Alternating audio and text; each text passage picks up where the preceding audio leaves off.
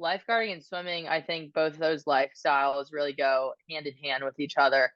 But living those lifestyles for the past 4 years, like absolutely, I've taken a lot from that, which has for sure like transferred into the Marine Corps world. Being able to remain calm under pressure, and that was a huge one for lifeguarding. Like you might run into a terrible situation where like somebody's dying, and you have to be able to be that person when everybody else is freaking out to just keep things level headed. Like you can't be the person who is about now freaking out with everybody else, because then like that situation, it's not going to work. Like you have to have the ability to be calm under pressure, have a level head, and then just being on a team. That's another huge one that's transferred to the Marines, with a huge emphasis on being able to collaborate with others, having a trust in between you and the person to the left and to the right, knowing that like you have each other's backs no matter what, and then just being able to cooperate with others too. That all has it's kind of weird how much it parallels to the Marine Corps. Like those things really like they really line up, and I'm really grateful for the life that I got to experience the past 4 years, because I do think you find a lot of these similarities, and you do have a feeling of like you've kind of been here before, but now you just get to refine these skills a little bit more.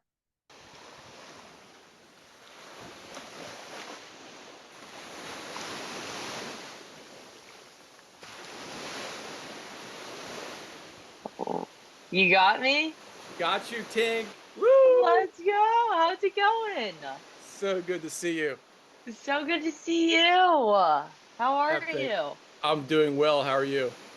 Doing really good, really good. It's great to see Wilmington face again. For sure, 100%. Let's get right into it, and then we'll catch up on the program. Sound All good? right. Sounds Okay. good. Yeah. Ready? Welcome to Speaking from Water, episode 47. I'm your host, Sean Rutke. And guys, today we have a straight legend, a weapon, a person I am very honored to call a teammate and a friend. She is a champion swimmer on the collegiate level. She is a champion lifeguard on the national level, and she is currently serving our country in the United States Marines. Andrea, Tink, Niebel, thank you so much for joining us. Rutke, it is an absolute privilege and honor to be here. Great to hear from you, and I'm really excited to get this going for sure. Yeah, and look, like the last time we really hung out, we were walking on our way to the victory celebration in Virginia Beach at Nationals. We had just crushed it. Our team, Wrightsville Beach Ocean Rescue, came in first in the nation. It was a great honor to compete with you and everybody there. And I was like, Tink, you just graduated. What's up next for you? Not expecting you to say this, but you said, I'm joining the United States Marine Corps. And since then, you've done it. You've gone through basic training. And I want to start there before we go into your past and your history, because I'm super interested to see what you or hear what you've done since we left off. So again, welcome and thank you dearly. Yeah, for sure. So like you said, kind of towards the back half of summer, that's when things started to pick up. So I kind of started with the whole Marine Corps journey is around November, my senior year in college, where I kind of made this decision that yeah, I wanted to join the Marines. I wanted to get a commission to become an officer in the Marine Corps. My dad has been in the Marines for over 30 years now. He's still active duty. So I've had the privilege to grow up in a Marine Corps family, kind of experiencing what it is to be like in the Marines, except on the other side, not actually being a Marine, but seeing how this branch of the military kind of shapes families and also shapes individuals who serve in the Marine Corps. And seeing so many people growing up, you kind of learn like these people are squared away. They have their stuff together, and it also provides you with so many awesome opportunities. And what I did learn about myself in college was that I knew I wasn't going to be happy behind a desk. That wasn't going to fulfill me with any kind of accomplishment, but that's just how I am as an individual. I know that works for other people, but I knew that about myself. And so that's what it kind of clicked for me my senior year. I never thought I was going to do it because when I grew up, I hated moving around every 2 or 3 years. I just didn't like having to start all over and make brand new friends. But the older that I did get, the more I developed a sense of appreciation for this kind of lifestyle, because it was something that so many people don't get to experience, but it gave me so much more perspective on life and kind of how to handle situations. But so yeah, my senior year just kind of clicked, and I was like, you know what? I'm gonna do it. I don't know if I'll like it, but hey, I'm young. I have so much life ahead of me. I might as well just give it a shot and see what happens. So this past summer, I found out around July that I got accepted to officer candidate school. And this is essentially the first step to earning your commission as an officer in the Marine Corps. And it's a 10-week program. It's pretty much where you are stripped of your civilian habits and ways, and they break you down. And then you're built up with the Marine Corps mindset. So you're really hammered into the Marine Corps' values, honor, courage, commitment, like how you apply those. We were taught like basic tactical skills. And then eventually, after you get through this 10-week program, you earn your commission as a Marine Corps officer. And it was one of the best days ever when I finally graduated, because OCS, it's 10 weeks. 10 weeks doesn't seem like a long time, but when you're at a place such as that, time really drags on. And the biggest thing that really just kept me going in that place was your support system. And one of my biggest support systems was Wrightsville Beach Ocean Rescue. And every single time I got mail, somebody from WBOR sent me a letter, and it didn't matter who it was or what the letter said, but just knowing that I had this giant network behind me supporting me, easy. It was easy to get through it with a support network such as that. And then right after OCS, you did it, you got your commission, then you go to the basic school. And both of these are at Quantico, Virginia. So right now I'm about halfway through the basic school. And this is it's a 7-month long course, essentially where the newly commissioned officers are indoctrinated into the Marine Corps. And it's a school that is designed to develop leaders. So what makes it unique is that it teaches leadership through constant practical application in the classroom. And then once we learn these applications, we take what we learned and then we go out to the field for like a week. And we apply everything that we learned, and we get to use it and test these skills in the field. Which it can be fun, but it can also get a little challenging depending on what human factors you face, such as like weather, food, hygiene, stuff as that. But it's really unique compared to other branches, because the basic school is where the Marine Corps trains every officer how to be a infantry rifle platoon commander. So what makes that unique, it doesn't really matter what route you take after TBS. You might become a logistics officer or a communications officer, and you're not necessarily going to be doing infantry stuff, but you still have the capability to go and lead a infantry platoon if you had to do that. So that's what really kind of sets it apart from other branches. And that's where I'm at right now. I'm about halfway through that school, and I'm set to graduate the end of June. So just keep on trucking down that path right now. Incredible. So incredible. And having worked with you, having competed with you and trained with you, like, you are one of the most gritty people I've ever been around. Like, your work ethic is super tough. All the people that we know would say the same thing. Now, when you first got into when you drove in, when your dad dropped you off, I assume for that first day, like, were you nervous? And then what did you find about yourself that you didn't already know? Yeah, so the first day of officer candidate school, I drove myself there. I drove from Raleigh, North Carolina, to Quantico, and the first day, man, I really didn't know what to expect. I knew it was gonna be like a super, super challenging thing, but what I've learned about myself was that I really loved a challenge, and I loved getting to like the end of the challenge and just having that feeling of accomplishment. So that was something that I knew going into it that could also like keep me kind of going throughout this whole thing. But pulling it, so they have you you drive over these train tracks, and everybody there calls it like you cross the train tracks, and once you're over, like you're not getting back out unless like you get dropped from the program or you graduate.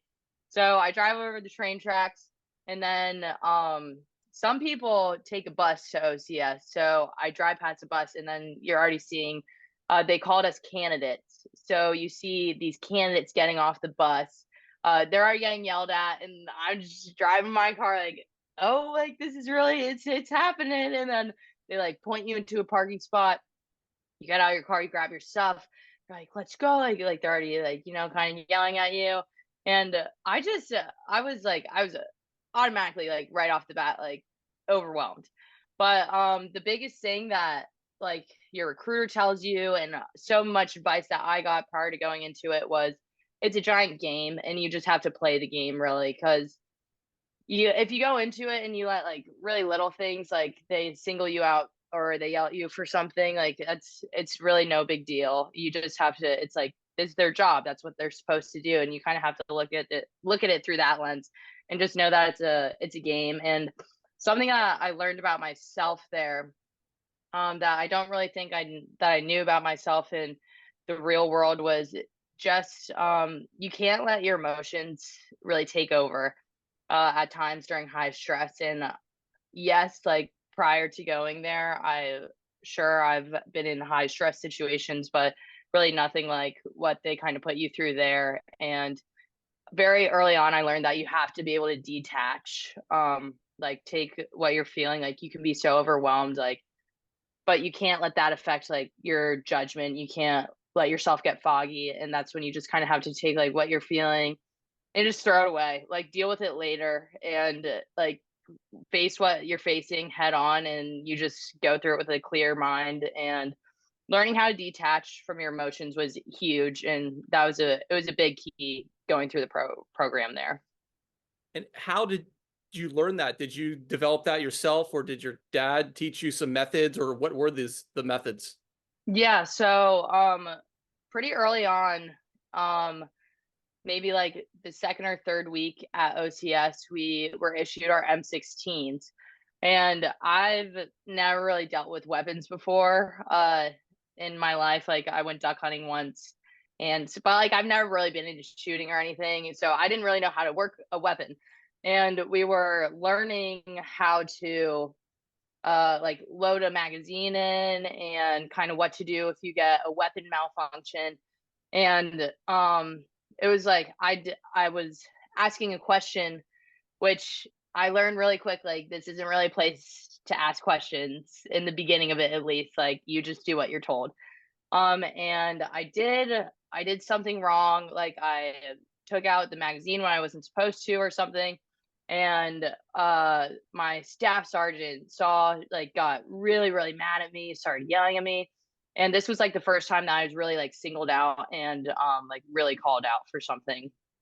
And I totally broke down. Like I couldn't control my emotions. I got really, really flustered.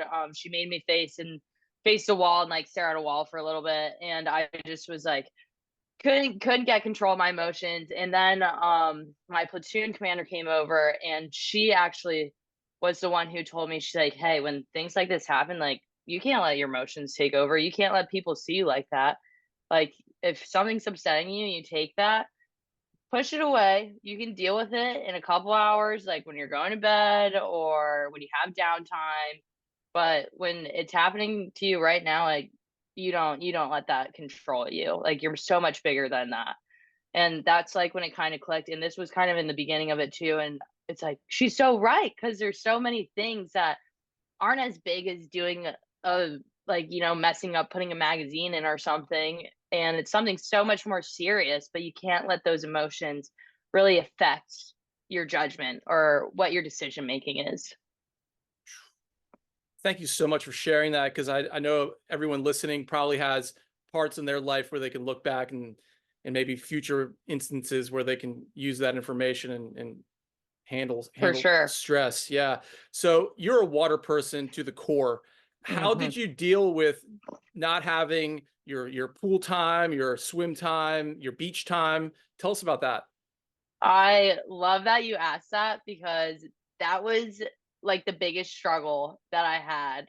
It's still going through right now because I'm so landlocked, and it really did not hit me how much that bothered me until I was like a couple weeks in. And then you really think it's like, oh my gosh, like for years I've seen the ocean at least like once or twice a week. And then in the summer, every single day, like you make it a point to get to the ocean, because like for me, like I'll get in the ocean, like I'm me, like I feel at peace, nothing can touch me right now.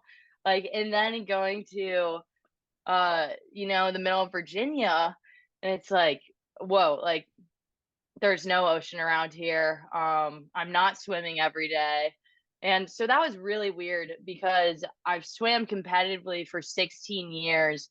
And when I was done this past February, with swimming competitively, I still had ocean rescue to do PT every morning with people, like maybe go to a master's practice. Like swimming was still very constant for me all the way up until I started the Marine Corps journey. And it was tough. Like it's still tough. But the really cool thing is that I have found like ocean people here. And it was really interesting to me, because you find these people who also have like a very strong connection and respect for the ocean, and you kind of gravitate towards these people, which was nuts to me, because I met like other ocean rescue Marines who like were from Delaware or South Carolina, and it just like kind of pops up in a conversation, and then you're like, oh, like so you've been to comp, like you understand this and this and this. And then like some people, like they're gonna drive to Virginia Beach this weekend because they needed the salt water.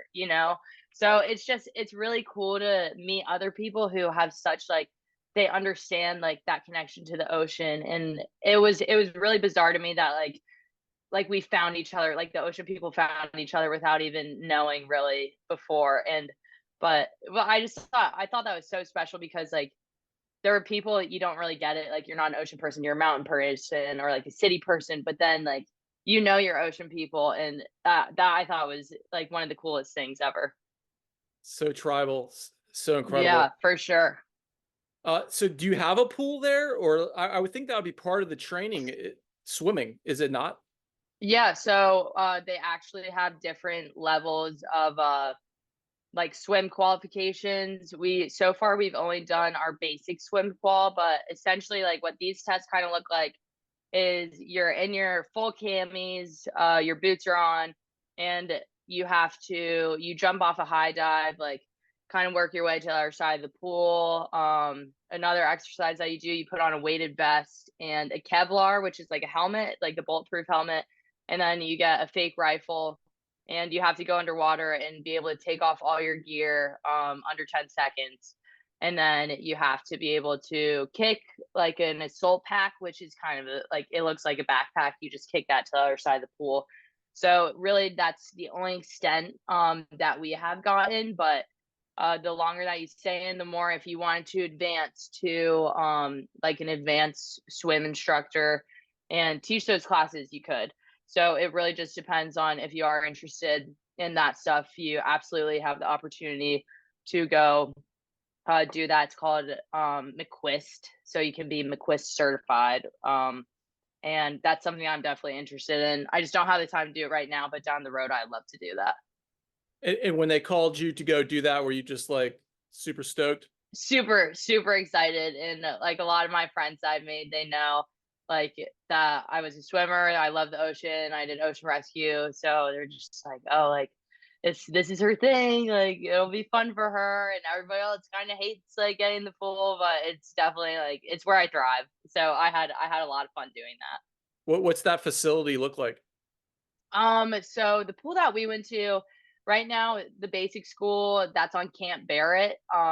And that's where we live, where we do all of our work, and field exercises. And they have a gym there, Raymer Hall, and they have a pool, they have a pool at the gym. It's nothing fancy or anything, but just like a really deep pool in order to get training done. But nothing crazy really. Sick. So you're from Emerald Isle, right? Yes.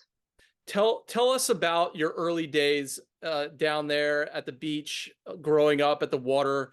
Who were the people who really influenced you to be a water person, and what did that trajectory look like to becoming the competitive swimmer you became? Yeah, so living in Emerald Isle, I was only in North Carolina for my 4 years of high school. And prior to that, we moved all over the place. So the best thing about the Marine Corps is it's an amphibious force, so pretty much you are guaranteed to go to Marine Corps base that's by some kind of coast. And growing up, we were in North Carolina for a little bit, went to Virginia for a little bit, and then we went to Hawaii for 2 years. We were in San Diego for 3 years, Rhode Island 2 years, and then back to North Carolina. So really just growing up at all these places, like right by the ocean, whether it's the Pacific or Atlantic Ocean, it was always there. And my family, we were such like a big ocean and water family that was something that we prioritized wherever we moved. And whether it was swimming, my dad is super into deep sea fishing, so we'd always make a point to go fishing wherever we were. And just being by the ocean, definitely. I remember there in second, third grade, so I was still pretty young, but I still remember getting to go like cliff jumping and you go snorkeling, like the most beautiful thing. And then in California, I was there for my middle school years, and those years I did the junior lifeguarding program with Camp Pendleton. And that program I did 3 summers, and it was a 5 week long program. So it kind of just took up your whole summer there. And that program for sure like shifted kind of my whole mindset on the ocean. I was doing club swimming then too, so like I'd go from morning practice and then straight to junior lifeguarding. And I just remember like it was really cool to be able to get into the ocean and then, swim out to a buoy and you look back and you just see like the shoreline and it looks so far away. I still remember that. And like when I was like 10 or something and like thought it was just the coolest thing. And then we also got to do a lifeguard comp during that time too. So I was kind of like introduced to that world like so early on, no idea that like I make a full circle and go back to it. But just really developing a respect for the ocean during that time, like how much it kind of gives to you. And it's just like it's a very humbling experience going into something that like it could take everything away, but you have to just really respect it. And then like still forming a really good relationship with the sport of swimming as we would move everywhere, because we wouldn't be anywhere for longer than 3 years. And moving that often, like I did find I had very few constant things in life. And one of the really constant things I could always depend on, of course, was my family. But the other one was really just swimming. It was like whenever I moved, I knew that I'd have my family and I knew I would find a new club team to be a part of and I'd have a sport. And so just having swimming to fall back on wherever I was, because I know that you swim all the time too. And, I'm sure once you get into the pool and you swim for like an hour, it's kind of nice because you're staring at a black line, but like you're in your own head and you get to think about like anything that you want. And it really is a time for you to reflect on, like maybe what you've done, what you want to do, like how your day was. And you can't, like, you don't really get that with any other sport. And it was just like, it was something that I fell in love with over the years. And being able to swim on a club team, swim in the ocean, and then that's kind of where I met like my people too. Wherever I went was it was the swimmers, and so that kind of was what really solidified like my love for the sport. It was something that's always been there for me. And then same thing with the ocean. Like everywhere I go, like I can go to the ocean. It's like okay, like I'm home. Here's the ocean. Yeah, but that's really what kind of drove my love for that stuff. Epic. And Mhm. you have a brother, right? So I have 2 Two brother-in-laws brothers. and yeah, and I have 2 older sisters. Okay. So there's 3 girls total and then both 2 brother-in-laws. And were they swimmers also? So my oldest brother-in-law, um he was not a swimmer, but Oh, he excuse me. went I to guess I'm sorry to interrupt. I'm thinking more along lines of your sisters growing up with you. Were they influential in your swimming? oh, yeah, yeah, for sure. So my 2 older sisters, they did club swimming too, but the older they got, the more that they kind of decided they weren't that interested in really taking it to the next level. When we lived in California, they were both in high school and they chose to do the water polo route, which a lot of people said in California, like the club swimmers would say once you like move to the water polo side of things, like you join the dark side because like water polo is gonna mess up your stroke and all that stuff. But so they really liked water polo. And then by the time they both went off to college, neither of them pursued a sport in college, but we always like growing up, my mom would always bring us to swim practice together and it was definitely it was a fun time when we all did it together, but they didn't want to continue it that much farther past high school. Well, it sounds like you were super motivated intrinsically yourself from an early age. It wasn't like Mhm. your parents were pushing it on you. They were supportive Yeah. of you, I'm Mhm. sure, but like you really found this love. And just to hone it down, it sounds like the love is all about that the thing it does to the mind, swimming, For as far sure. as For bringing sure. you to a place of reflection and then accomplishment when it's done. And I think that's just such the most beautiful thing about the swimming. Even as an old man, Definitely. as I am today, that I find that same joy. And for a young person to discover that, I think is beautiful. I have young children myself, and I'm just Mhm. like hoping they can figure this out because a lot of kids they don't in this time of technology they don't get the boredom factor and how valuable Mhm. that is and how much solace you can find in that. But back to all these locations. So was the Camp Pendleton? That's in San Diego, am I right? Yeah, it is. Yeah. So San Diego has like there in Maryland are some of the biggest swimming hubs in the country and in the Yeah. world. So you Yeah. really got like ground zero at a perfect age for really high level swimming. What did you see there when you first started competing that really like honed you into the love of competition and what was it that you loved so much about those early years competing? Mhm. Yeah, so kinda like you just said earlier was I was able to discover this love for the sport without, like my parents really forcing that on me. And that's something that I really, really appreciated. And I didn't really see it till I got to like my end years of college was that my parents, they're my biggest supporters. And throughout all my years of swimming, they never ever put any pressure on me to be, like the one who's breaking all the records, the best athlete in the pool, like making me go to all the practices and then training by myself. Like the only thing that they cared about was that I was having fun and that I loved what I was doing, which I think is really, really special because that was something that like if you put all that pressure on someone to be the best and they're not, living up to the standards that you want, that's gonna totally, totally just cause them to burn out, I think, because if you really put that much pressure on yourself, if you don't love what you're doing, is it really worth it? Because then it's like it's kind of just building up and maybe degrading like what like the actual sport is.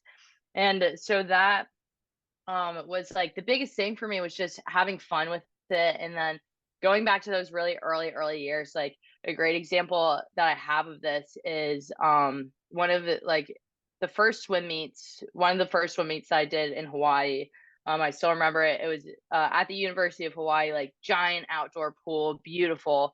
It was even like I still remember like I think I was doing the 100 IM and I had to write down the order of like the order of strokes that the event did. So like I had like butterfly, backstroke, breaststroke, freestyle written down just in case I forgot. And so I go do the event. I'm in like second grade and something happens, I get disqualified. And it was the first time that I ever got disqualified. And like I started crying. I was really upset. Like I didn't like what happened. And I told my mom, I was like he told me like I'm DQ'd. Like what is like DQ? And she's like, oh, that means we're going to Dairy Queen. Like she's like, you're so lucky. Like we're going to Dairy Queen. I was like, oh, okay. Like and like that's just like it was a great example of it's like, oh no, like you got DQ'd. You're gonna go like back to practice. Like it's so bad. I can't believe you. No, it's like we're gonna go get ice cream now. So like that was swimming's just always been fun. And I think that's a great example of kind of like the parenting style that I got behind this sport was just like it's like no pressure, you did good, like we're really proud of you. Like that's awesome. Your hard work has paid off. Or it's like you didn't do good, no big deal. Like that's more of an incentive to work harder and get it better next time. So such a great story. So you Yeah. lived in Hawaii also. We did, yeah. We lived there when I was in second and third grade. Yeah, so And then not like that early or not that recent, but I still remember little parts of it. and then you hit California. Yep, we hit California right after that, and then directly after California, we were in Rhode Island. And then right after Rhode Island, we were there for 2 years. That's when we moved to North Carolina. I was there for all of high school, and then got to go to Wilmington for college. Fell in love with North Carolina.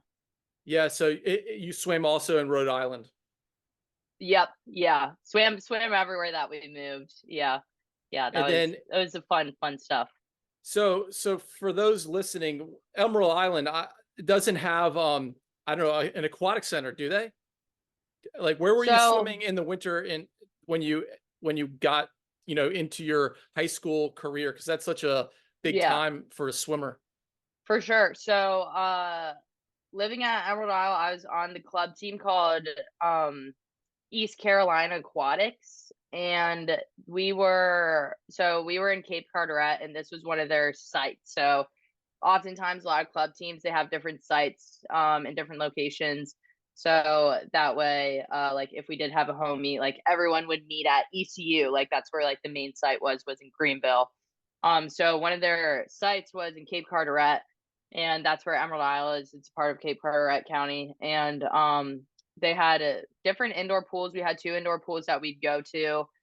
One in Morehead City, and then which is about 30 minutes away from Emerald Isle, and then there's one right in Cape Carteret, like 5 minutes away from Emerald Isle. So we had flip-flop pools that we would go to, and sometimes too, like if it was in the summer, we would get to do like open water practices because it is like it's such like a coastal Carolina town. You might as well take advantage of that. And that was something that I really got into too in high school, was doing the open water races. And because I just loved being in the ocean, so it was right up my alley.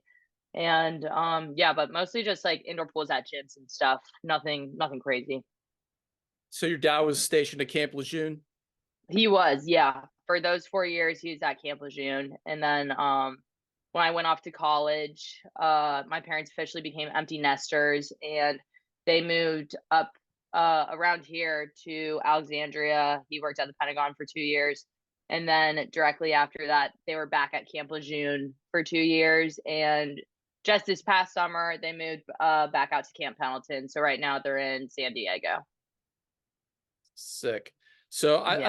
I'd like to know when did UNCW get on your radar as the place you wanted to spend your swimming career? Because I'm sure you You came in hot. You had a lot of credentials behind you with your times. You probably could have gone to a lot of places. What made UNC Wilmington the place you wanted to be?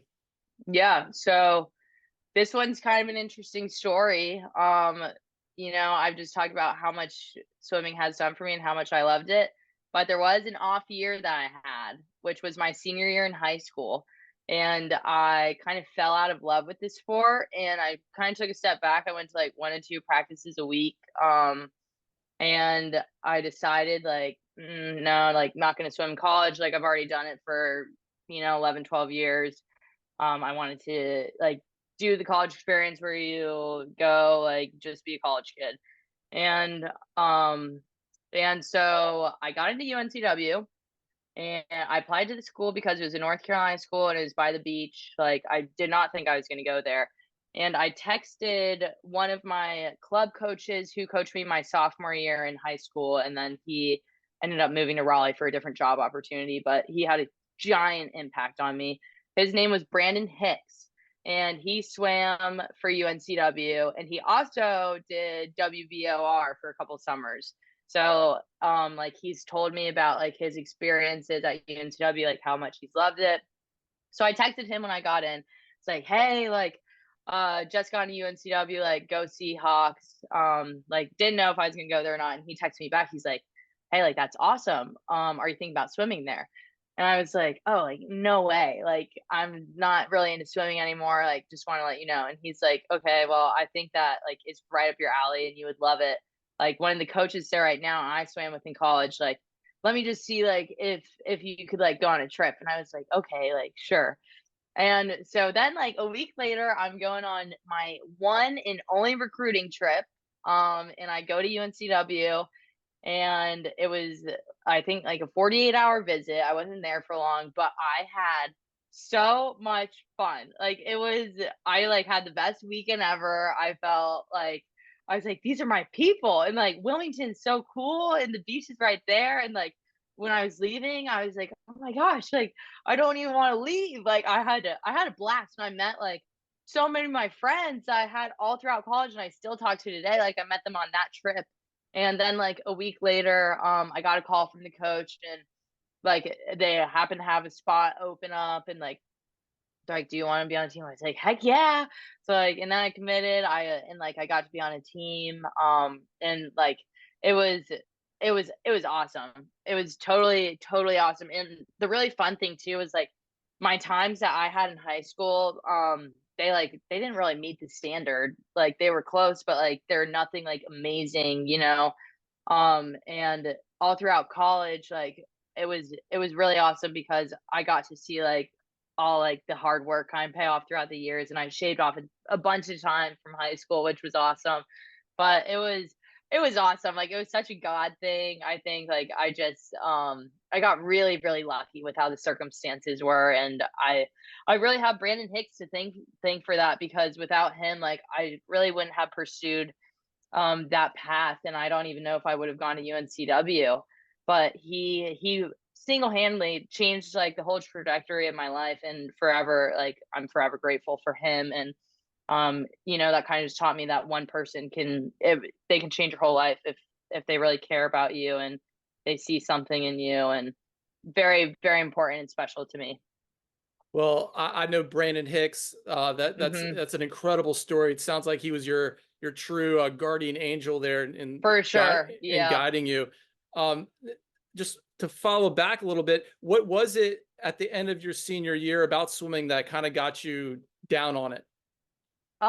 So it was we got a new coach because it was the coach who took over Brandon's spot. And um there's sometimes you don't really click with the coach.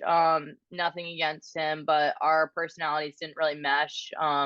Like my drive for the sport it kind of just like dwindled out and I didn't really have a spark for it anymore. But looking back on that, I'm super grateful for having that kind of like plateau in my swimming career because taking that break off kind of allowed me when I got to UNCW, it was like, okay, I'm ready to go. Like I'm ready to crush this because it's been like I felt like it's been so long since like I've really been into it, and like I felt like I had so much to give because I did, you know, take that break, and that really gave me like fuel to the fire. And a lot of times when you do a Division 1 sport, it doesn't matter what the sport is, you kind of there's people who come into the sport and they've been taking the sport so seriously for so long that, you know, that might eventually lead to burnout, which unfortunately, like, I've seen it like a couple times. Cause like, you know, maybe they were doing like morning practices, like doubles every single day of the week in high school. And in my opinion, like, that's awesome. That's really cool. Like, if that's what you want to do, go for it, do it. Like, you have like that capability and you're in that headspace to do it. But for me personally, like, that I had that I wouldn't have enjoyed that if I did that in high school. And so that kind of allowed me, when I got to college, I was ready to like commit myself to that D1 lifestyle where all you really do is, you know, like eat, sleep, breathe, swim. And so I really enjoyed it. But I was lucky. I was lucky to have that weird break, and because it was the perfect thing for me. It might have not been the perfect thing for the other person who's doing doubles all the time in high school. Like, that's what they do. But it was the perfect situation for me, I think. Well, you've gone on to see a lot of successful people in collegiate Definitely. swimming. And you know their stories. Is that a hallmark of them? Like, it's because swimming is so hard. If you grind and grind Hmm. and grind, you eventually break. And if you're doing it early, it's almost like you can't do it later. And um, so how does that work? Like, do you see a lot of people who can just keep grinding, or Hmm. is the hallmark of the individual who's really successful at the later stages of is one that kind of like has fun early, then goes on to take it super seriously? Or like, what have you seen? Yeah, so I think when it comes down to that stuff, it totally depends on the person. It's swimming, like you said, it is such like it's a grueling sport. You have to be willing to dedicate like all not all your time, but a lot of time into this sport. And it's not even you're dedicating time like, okay, 2 hours out of the day to practice and like I'm good. No, you have to dedicate time to I'm going to bed tonight at 8 o'clock because I have practice in 8 hours and I need to get like my full 8 hours so my body can recover. And you have to dedicate to, okay, I'm going to eat right, like because what you're putting into your body is fueling you for your next 2 3 hour practice. So, you know, you just kind of you have to think about these things, but it totally depends on the person. For me personally, I think when I look at my success, um I think my biggest success was that I was able to have fun. And I think it really just comes down to that, like, yeah, having fast times or, you know, beating my own records, like, that's awesome. And I loved being able to do that and seeing self improvement, because that's one of like my biggest things is being able to self improve. But one of my other biggest things is having fun. And I think when it really depends on how you measure success. So, if measuring success for you is, you know, seeing those times, like seeing those tangible goals being accomplished, then that's that person, you know, and that's how some people operate. But for me, it was just kind of like if I still love the sport and if I'm having fun with it, you know, then I was successful in my eyes. So I think it really comes down to the person. Well, you went on to break records. I believe you have a 105 something in the 200 free record still holding. So guys out there listening, girls, she's got numbers on the board to prove it. Aside from the fun she's had, so it's just so incredible. Now, Tink, what? It's 2019 you entered UNCW or Yeah, 2020? Okay, so 2019.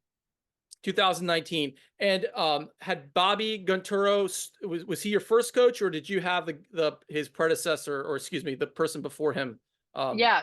So coming into UNCW, we had a different coaching staff than they have right now.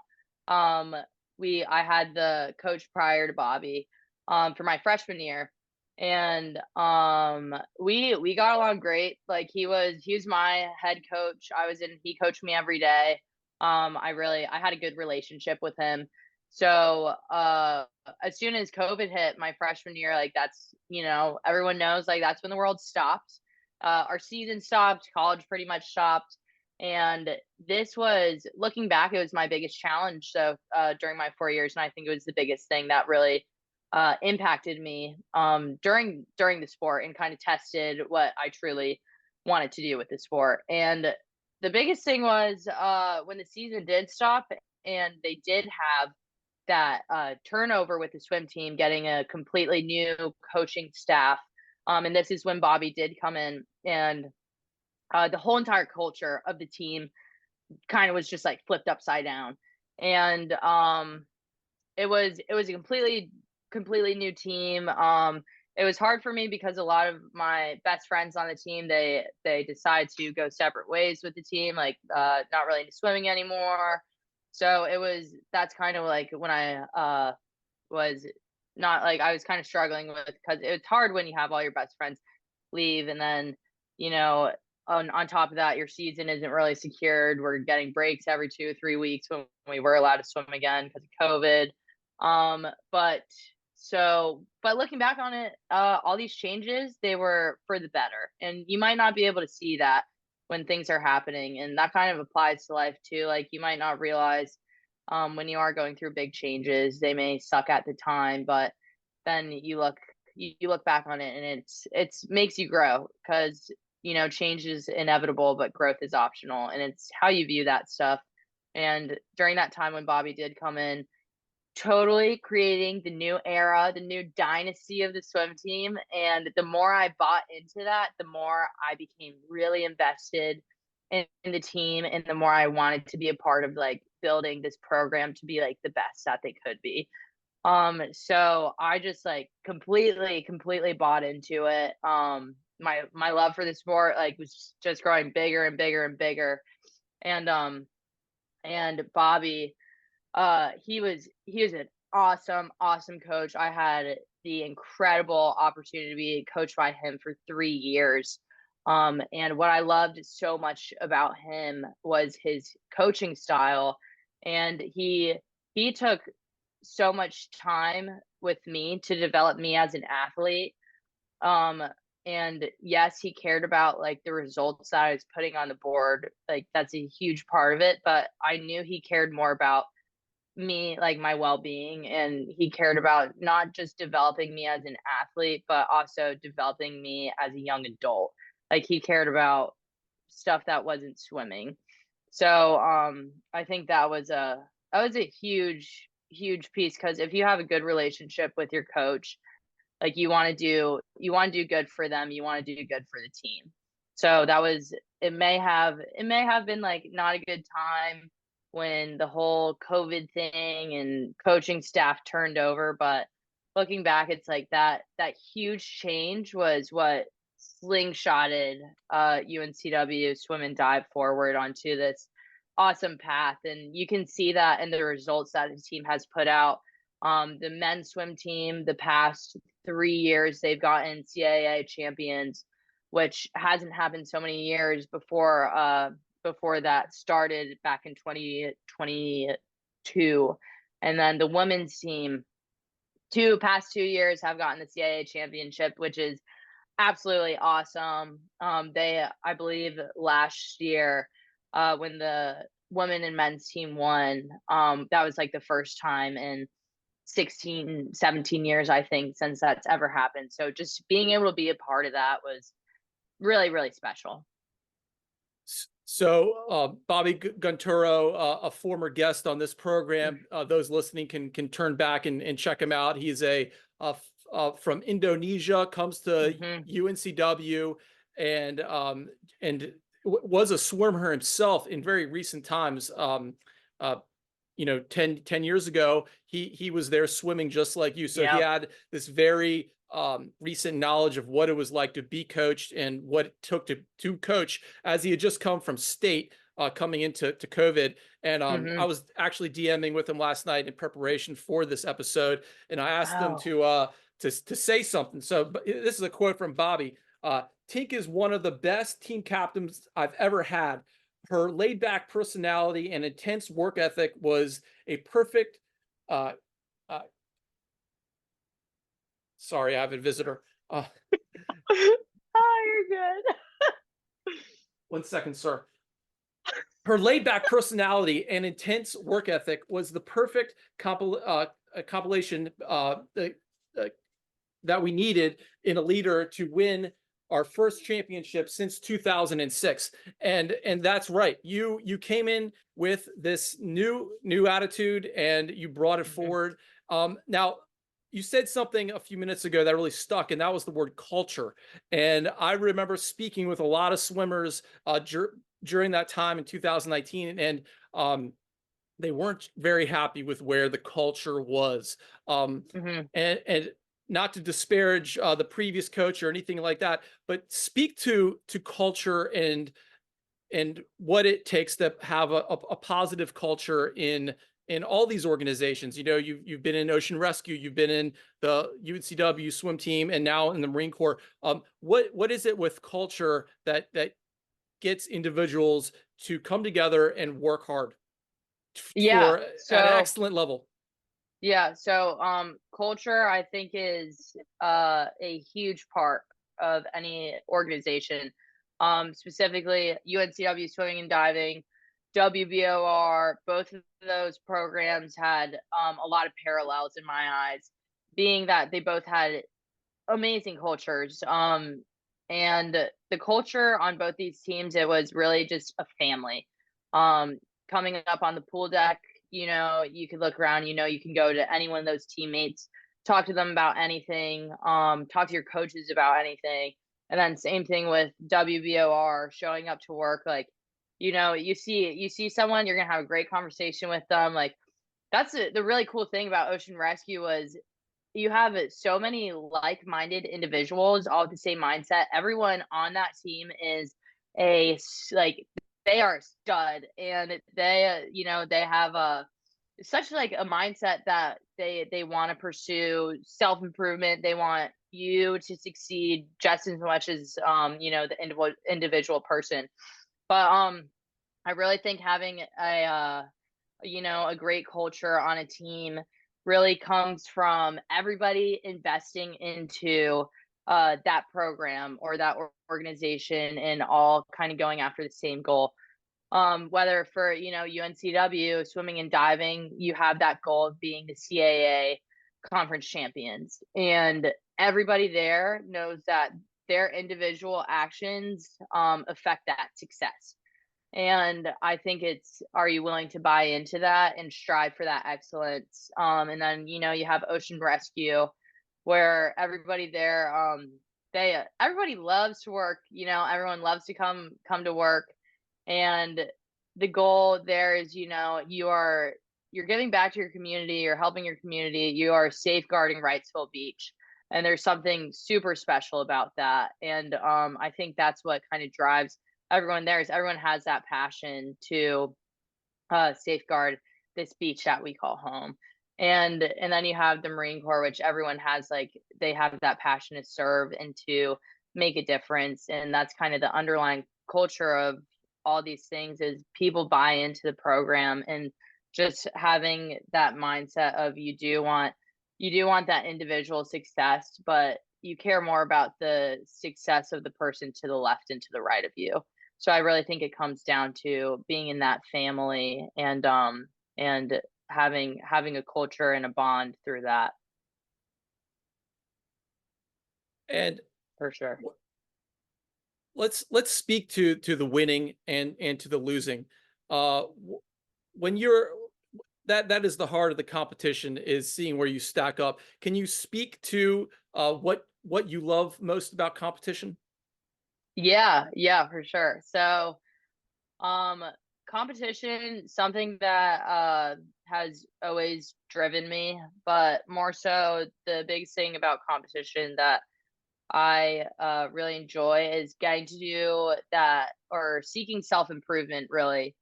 I really think that is an important value in my life, or anybody's life, is just seeking self-improvement and trying to get better than you were the day before. So I think that's always kind of added the fuel to the fire for me. And something about competition that I've always loved is you kind of get to see your hard work pay off. And that's, that's noted in not just the times that you get, but also, how your team's doing too, because their success is greater than your success in the end, I think. And my favorite thing about competition is, just having that feeling of accomplishment. And I think about it all the time. And I really feel that during lifeguard comp, I think more than anything else. And it's that feeling. I'm sure that you have felt it, but it's because Sean Ruckay is a beast and he does every single event that he can in the age groups. And it was insane. I remember the first summer that I met you, and you came to Jacksonville Beach, Florida, when we did regionals. And I went up to you and was like, hey, like, I've heard about you, like, legend. And you lived up to legend, because every single time I looked up, you're doing some kind of event, like you're carrying a board, you're about to go do a swim, you're going to do a run, stacked up so many points. And so I think, but when I go back to that feeling of accomplishment at comp, it's that feeling when you're sitting in a beach chair and you're laying in the sun and you know that you've given everything that you've had and you just feel exhausted, but you've done your job. And it's just that feeling is awesome. And I like that's my favorite thing I think about comp, is just getting that sense of accomplishment when you've given everything you have. And and then once you have that feeling, it only lasts for so long. And then that gives you that, like, flip in your mind, like, okay, I want to get this feeling again. You got to work even harder. So for sure, that's my favorite thing about competition. Well, Tink, you're very sweet to say such words, and you are spot on, 100% right. The lifeguard competition for those 2 days, you push your body to a place where you just want to go all out and put it all on the beach and leave that beach feeling like you've done everything you can possibly do. And it is an amazing thing. And I will never forget meeting you for the first time in Jacksonville. That was a very special comp because we had just gone through COVID. There had not been a comp the year before. And it was kind of like a redemption. Everyone during COVID had gone through so much, and that particular comp was very special and unique. Let's go on to the ocean rescue, because you started ocean rescue in the COVID year, the first tryout where everyone had to go individually. It wasn't a for those of you listening, Wrightsville Beach Ocean Rescue does typically a tryout where if you want to join up, you show up at the beach at 8:30 in the morning, and you got to swim around the pier about 1,500 yards down the beach, then turn and come in and run about a mile down the beach the other direction. And everyone does it in a pack, and it really separates everyone out between hard runners, hard swimmers, and it's an intense thing. But you did the first one where only new recruits were allowed to do it. You had to do it one at a time because of COVID restrictions. First, how did you find out about the ocean rescue to come in to do it? And then what was that first tryout like for you? Yeah, so actually I came the summer after the COVID tryout. Oh. But I did hear from, I had multiple friends, Avery Gamble, Jack Cosgrove, Lucy Johnson, all fantastic lifeguards from Wrightsville. They all went through the COVID tryout, and I did hear how it was an individual effort there. But so I tried out. 2021 was your first year. Yes, 2021. And so that was, I remember, is the first tryout that was normal again for you guys since the COVID year. But I did find out about Wrightsville Beach Ocean Rescue uh actually before I went to UNCW. So it goes back to I think around 2015 or 2016, and I signed up to do the peer-to-peer swim in Wrightsville Beach. I think I was 15 or 16 years old. And so I go do the peer-to-peer swim, and while I'm there I see UNCW swim team, and it looks like they're having a lot of fun. And then I also see we were at Johnny Mercer's Pier. Great place, especially on 4th of July. But so we were at Johnny Mercer's Pier, and I remember seeing a lifeguard, and if I remember correctly, I think it was Michael Thomas. And he had the black hood on, you know, you have the big bold letters WBOR, the coolest uniforms out there for sure. And he was on the ATV right next to the pier, like moving people. And I remember seeing him, I was like, coolest uniform ever, like coolest job ever. I want to do that. And so then like the cars just lined up, and I ended up going to college there. And that was like, I think that was one of my biggest goals, was being able to join the squad. And I remember working up to that tryout. There was the documentary that was already out on Amazon Prime about you guys like joining this or making the squad. And I remember I watched that documentary like 5 times, just like studying how like you guys do the tryout, like what they're looking for and all that. Like, and I go to the beach and like practice like doing the rescues and stuff. And so I was really nervous going into the tryout, just because it was something that I wanted so bad. And then I did the tryout, and I did good. And then eventually, like, I remember the day that they were making the phone calls, and like I remember the second I got the phone call, and it was Sam Prophet calling. He's like, hey, like just calling, you know, you got the job. And I was like, oh my gosh, like I'm so excited. And like, and Sam's like, okay, like yeah, we'll see you on Monday. Like, but it was like the best. It was the best thing ever. My rookie summer was one of the best summers that I've ever had. But what I learned, like I got to do 3 summers with WBOR, and every summer it just got better and better. And it was a really special job, because this program, it holds such an immense significance within the community of not just Wrightsville Beach, but Wilmington. And I really think it goes down to, it serves as a beacon of safety and inspiration for others on the outside, kind of just looking in. This program kind of shapes individuals into becoming the best version of themselves, whether that be through physical fitness, shaping, you know, young leaders. And it's just, Wrightsville Beach Ocean Rescue, they don't only like save lives, like yes, that's the job, but they also like it really impacts the workers being a part of this community. And I know you know this firsthand too, because you've been around WBOR, like one of the longest people I think that I've met, like. And it's really cool, because you take someone and you make them like a true protector of Wrightsville Beach, and there's something really powerful in that, I think. But my love for ocean rescue, like it knows no bounds, and it really goes down to the people too. It really is, it's the people that make the job. And it's the best group of people that I've ever gotten to work with, and I think that will hold true till the day that I die. But it's an awesome job. Awesome. Yeah, and just to throw more roses at WBOR, I excuse me, came to the program in 2011, and I'd been a pool manager.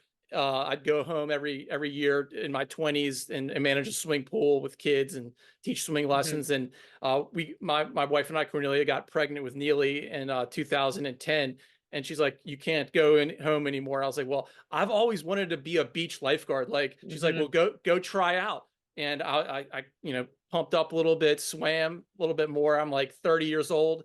and I show up, and there's Jeremy. He's on the beach. God Mm-hmm. bless Jeremy, and Sam, and Yeah. Scott Anderson, and we do the tryout. I won my first one. It was one of my greatest accomplishments. This is 2011. Yeah, dude, it was so sick.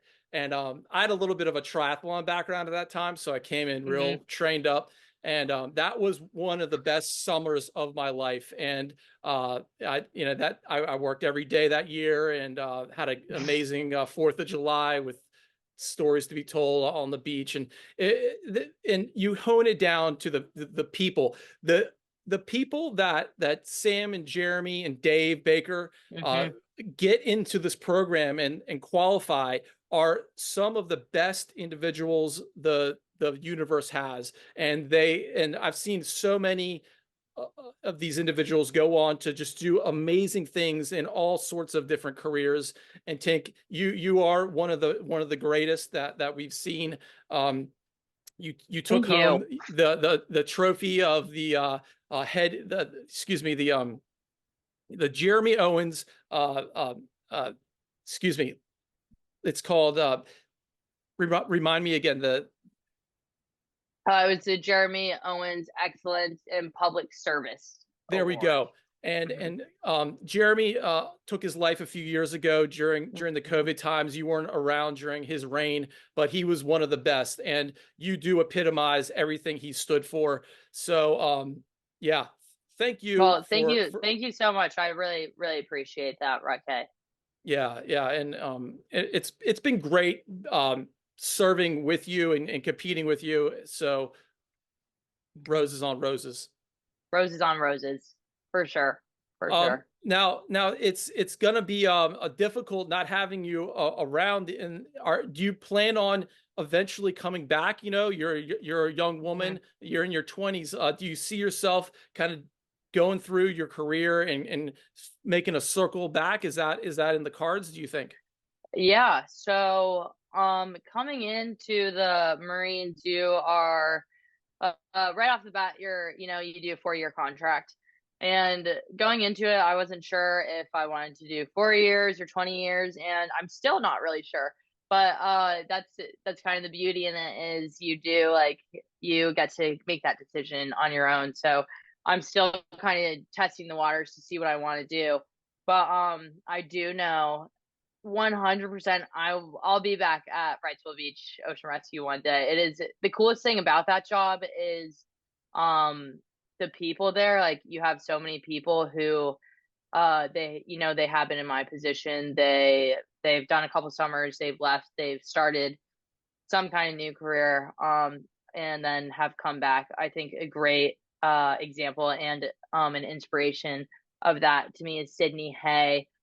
She did, her couple summers at WBOR, and then went off to become a pilot, which is amazing. And then I met her my first summer, and she'd come back. She still does Wrightsville Beach comp. She's an absolute beast, and but huge inspiration to me, and kind of gave me drove me down the path that I did. She was one of the many individuals who influenced and inspired me that it's okay to leave, and that if you really want to, you can absolutely come back, and they're gonna have a spot for you, and you can go do comp again. And that was something that drove me to do this decision. And I remember saying goodbye to everybody this past summer. We were all at Lighthouse, or not Lighthouse, but we were at Sundays for, I'm pretty sure it was like Monday margaritas.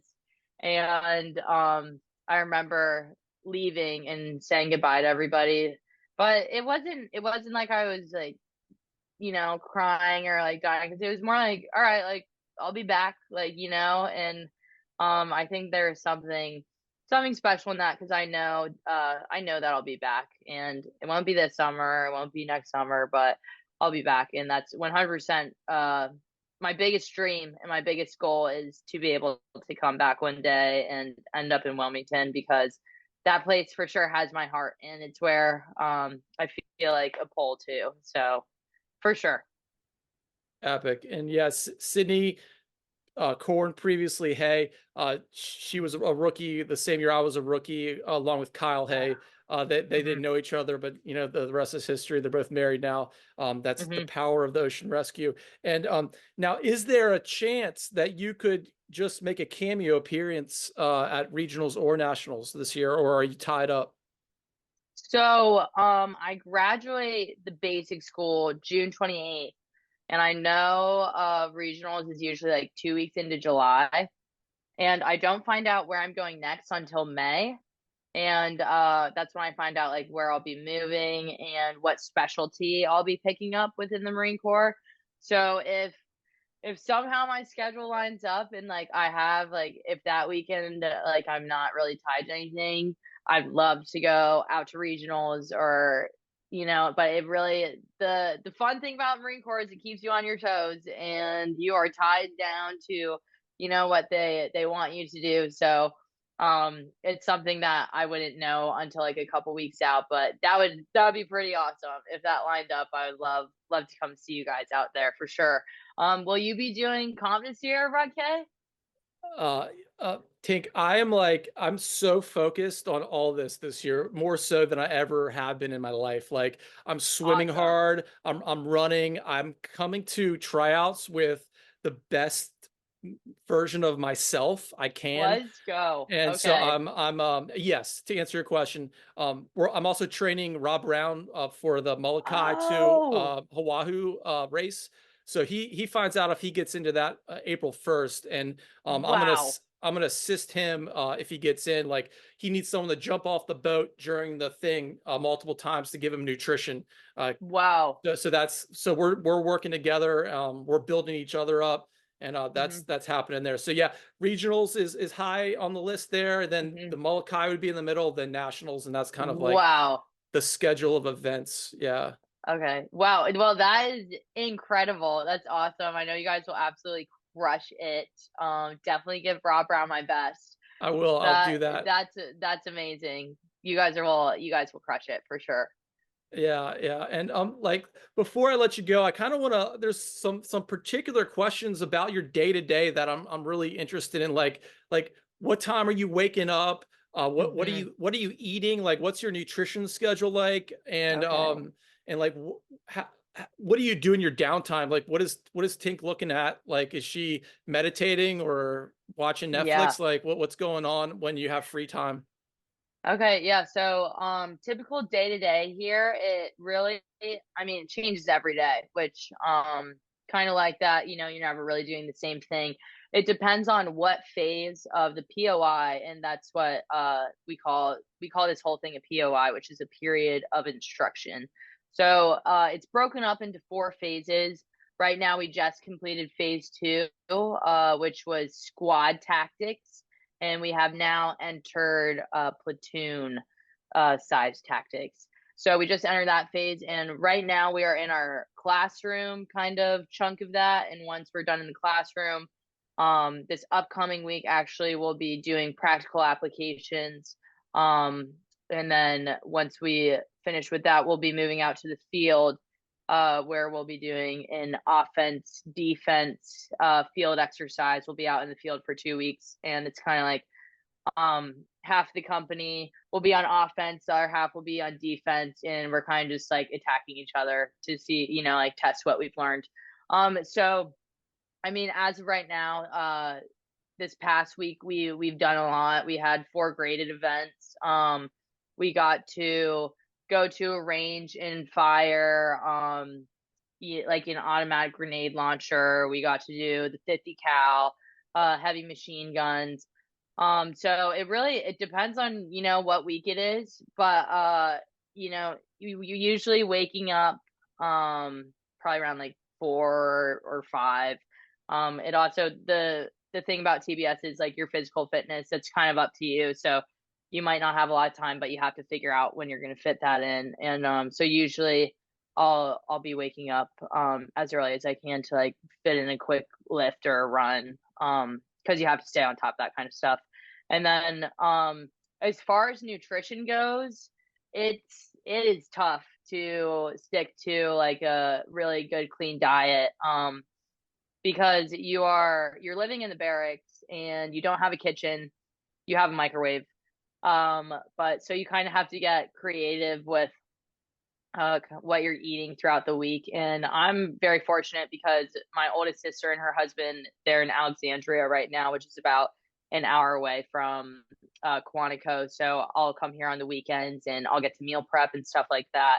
So I do that because good nutrition, definitely key to success. That 100% impacts how you're feeling throughout the day, throughout the week, gives you fuel. And then whenever I do have downtime, really, I use that time to reflect, like, what did I do this week? What could I do better? But more so taking that time to prepare and get ahead, because that's how you stay on track, especially for the basic school here. If you're not staying 1-2 steps ahead, you're going to fall really, really far behind really fast. So just always being on top of my stuff, reflecting on the schedule for the week ahead. And that was a huge thing for me in college too. Was always every Sunday I'd look at my schedule and see what I had going on that week, so I could go into each day ready to tackle on, what I had to do that day. But also the biggest thing was being able to have fluidity with these plans and being able to be flexible and changing on a moment's notice. So that's definitely a huge thing too. Wow. Such great advice that I know I'm going to take from that, because Sunday preparation for the week, got to stay ahead. Mm-hmm. So there's not a mess hall that they're feeding you food, or? Yeah, so they have a mess hall on Camp Barrett, but I've never been really a fan of the mess hall. But I mean, it has great food. You have like healthy options you can get. I would rather prepare my own food. Wow. And because then you also have to spend like $8-9 every single time you go to the mess hall, and saving money with meal prepping too, for sure. So what does a Tink meal prep look like? Like, what are you making sure you're getting in your body? I'm really interested in Yeah. this. Yeah, so the biggest thing for me, my mom definitely like instilled this into my sisters and I when we were younger too. You always got to have your carb, your protein, and your greens. So a meal prep for me might look like, chicken and rice and broccoli maybe, but just always, and having like a colorful plate when you can. And then sometimes it can, like when we're out in the field for the week, like last week we were in the field from Monday to Friday, and you have to bring food that is non-perishable. So they'll give you a ton of MREs, which are meals ready to eat, and you'll get like a brown plastic thing, and on the front it might say like spaghetti and meatballs or something. So you'll get like a main meal of spaghetti and meatballs, and the expiration date is in like 2046. So, and then like you have all these snacks, but essentially when you go to the field, like you're moving all the time.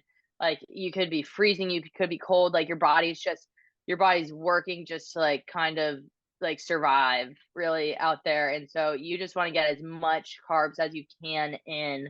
What I've learned out there is like you have to remember to eat, because like there are times too, like when we'll be walking for, like we're on like patrol like number 3 or something, and you've been walking for the past 7 hours in the woods, and it's like, oh my gosh, like I haven't eaten in like 5 hours, and you feel so depleted or dehydrated. So nutrition is a huge thing when you go out to the field. It's like you might not be able to, like eat your vegetables or, eat a good piece of chicken, but you have to just remember to continuously fill your body with carbs, or else like your body's going to shut down. And sometimes you unfortunately see that out in the field, people won't properly fuel their bodies, and that's when you kind of turn into like a casualty out there. And that was a huge thing that I kind of learned, is you have to stay on top of that when you're in the field and you have limited resources. Has that happened to you yet? No, I've been good about it. I have learned that I'm not a huge fan of MREs. So I try to avoid bringing those, and we've been in the field a lot now, so I have like my food down to like a pretty good science, but some of my favorite foods to bring out into the field is I'll buy like just like a giant pack of tortillas, ton of tuna fish packets, peanut butter. I love dried mango. Like you kind of get like healthy sugars there, I guess. And then like the go-go squeezes. And then I'll also bring like I really like the Airhead candies just for like a morale booster. Like when you're really cold at night or like you just see it, like you hit a wall, it's like, oh, like let me break out my candy, and then like everybody else around you gets really excited. It's crazy what you'll get like really happy about in the field. But it's you definitely got to think of like the morale boosters you can bring out there for your fellow Marines. It sounds like your life has prepared you for this. All the grit from the swimming and the Mm. lifeguarding, the comp is kind of, you're doing a comp every single day almost. Like how hardcore the comp is, like is For it kind of sure, like that? yeah. Yeah, so lifeguarding and swimming, I think both of those lifestyles really go hand in hand with each other. And then, but living those lifestyles for the past 4 years, like absolutely, I've taken a lot from that, which has for sure like transferred into the Marine Corps world. Um, a lot of once you're put into different kinds of billets here at like OCS and TBS. And a billet is where you're put into a leadership role for X amount of time, and you're kind of getting to practice these skills. And so being like on UNCW swim and dive, like getting to be captain, that was one of my favorite things. I loved being able to like watch the underclassmen beneath like below me kind of take off and look at their progress. And then I was really lucky too with ocean rescue. Shout out to Sam Prophet and Dave Baker. Awesome leadership to follow right there. And they trusted me enough to put me into a leadership role pretty early on, but that kind of allowed me to build a lot of self-confidence myself because I knew that they believed on me. They believed in me, like regardless of any mess ups that I made in the past. They still had faith in me, which really it meant more to me than anything. And so just having like kind of allowed me to develop my leadership style a little bit, and being in these roles in college they definitely transfer to the military because both those things you have to be able to make quick decisions. You have to have those skills, and that definitely transfers into what we're doing now. And then being able to remain calm under pressure, and that was a huge one for lifeguarding. Like you might run into a terrible situation where like somebody's dying, and you have to be able to be that person when everybody else is freaking out to just keep things level headed. Like you can't be the person who is about now freaking out with everybody else, because then like that situation it's not going to work. Like you have to have the ability to be calm under pressure, have a level head. And then just being on a team, that's another huge one that's transferred to the Marines, with a huge emphasis on being able to collaborate with others, having a trust in between you and the person to the left and to the right, knowing that like you have each other's backs no matter what. And then just being able to cooperate with others too. That all has it's kind of weird how much it parallels to the Marine Corps. Like those things really like they really line up, and I'm really grateful for the life that I got to experience the past 4 years, because I do think you find a lot of these similarities, and you do have a feeling of like you've kind of been here before, but now you just get to refine these skills a little bit more. So inspiring. And Tink, thank you so much for your service, for protecting our country and doing what needs to be done for our families. Well, thank you, Raquel. Before I let you go, what is the meaning of life according to Andrea Tink Niebel? Great question. The meaning of life, it could go so many different ways. And when I look back at my life, I think that the biggest thing that you can do is to just have fun. And it sounds really simple, but you just have to have fun with what you do. Because I think if you decide to do something that you are not enjoying and you don't love to do, you don't have any passion behind it, then what's the purpose? What's the point? And the thing about humans is everyone's always looking for a purpose. And that kind of drives you forward. And when it comes to me personally, I think you should find something that you really love and you care about and you're passionate about, because once you find that, you can absolutely, that attitude, it reflects outward. And when that happens, you have the ability to influence others around you. And maybe that attitude might change someone's opinion on something, or maybe you're able to influence someone to unlock the best version of themselves and being able to help people. I think it's really important to just be able to have fun. Don't take life too seriously. And just, sometimes you just have to take a leap. You might not know what will happen, but life is an adventure. Just go do what you want to do and have fun. Love it.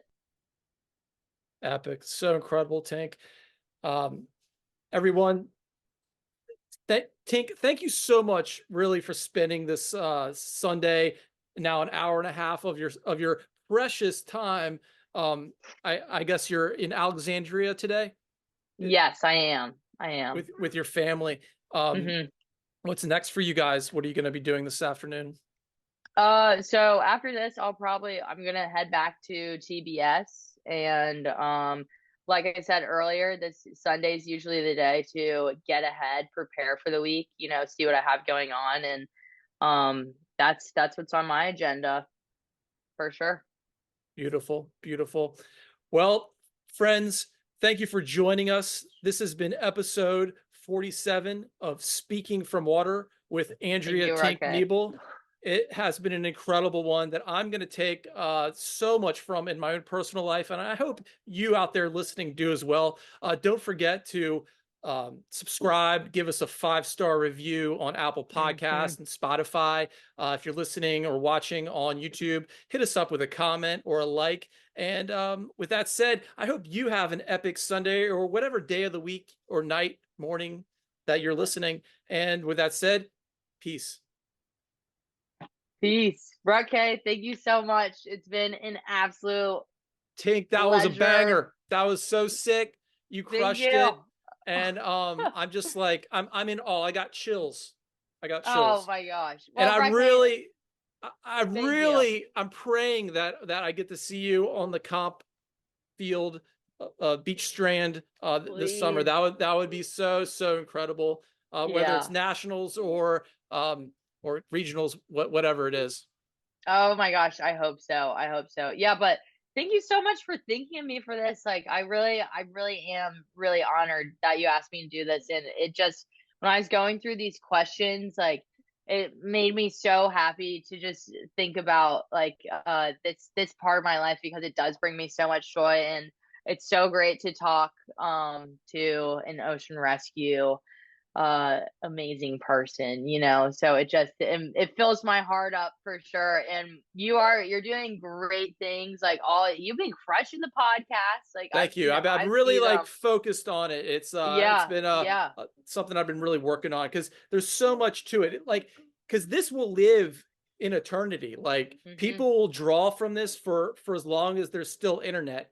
And that is that's, I think, really cool. It's what UNCW really kind of instilled in me, and I'm sure you, as being a lifelong learner, and you never stop learning, and you always just gotta keep getting the information. And you are a water legend, and that's what this show is all about, is me finding the water legend and then bringing it to the people, so the people can understand the mindset of the water legend, so they can become maybe a little bit of a water legend themselves, and that's why we do this. That is awesome. Awesome. Yeah. So much respect for you, Raquel.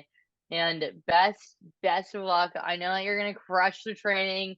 Can't wait to hear that you got first in the tryout. I expect nothing less. At this point, it's all about me just showing up proper, and we'll see where the chips fall. Yeah. I'm That's all that 43 matters. for God's sakes, like I'm just trying to get out there and just be tough. Yeah. Tough as nails, Hey, like well, you. that is awesome. That's awesome. And I'm so excited to hear how you and Rob Brown do. That's awesome.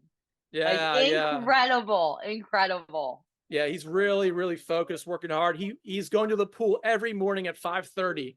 And that's huge for old Rob Brown, Awesome. It is. Yeah. Working on his stroke. Like, he's not a swimmer, he's a big wave surfer. And it's really cool to watch. I'm doing sauna at his house every day, and that's been like huge. The sauna. Like, you do sauna ever? Have you ever done that? I've done more. I'm more on the ice bath trend than the sauna. If you can trend. combo those things, that's really what's the dopamine goes through the roof. Because like the sauna, you can get your heart rate up like zone 6 just standing there. Because try it. Like, I don't know if you have access to one, but like it's a workout just being in the sauna. And if you can combine it with some weights. Oh yeah. Okay, well that's good to know, because like I've never really gotten on the sauna train.